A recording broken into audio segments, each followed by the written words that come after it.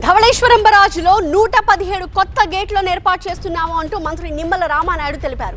BJP MLA Nallamilli Ramakrishna Reddy assembly ప్రశ్నోత్తరాల్లో అడిగిన ప్రశ్నకి సమాధానంగా ఆయన బదులిచ్చారు.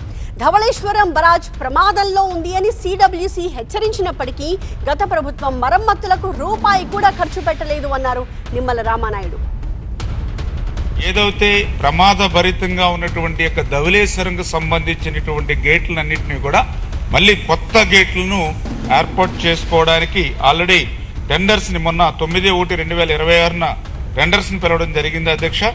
ఏదైతే ఈ యొక్క టెండర్స్ కూడా ఈ నెలలోనే ఫైనలైజ్ చేసుకుని ఆ ఏజెన్సీని ఫిక్స్ చేసి ఖచ్చితంగా మరి త్వరితగతంగానే ఈ సీజన్లోనే ఈ యొక్క కొత్త గేట్లు ఏర్పాటు చేసేటువంటి విధంగా ఈ యొక్క ప్రభుత్వం చర్యలు తీసుకుంటూ 14-19లో ప్రమాదంగా ఉన్నాయని 58 గేట్లు ఆ రోజు తెలుగుదేశం ప్రభుత్వంలో చంద్రబాబు నాయుడు గారు కొత్తగా ఏర్పాటు చేశారు.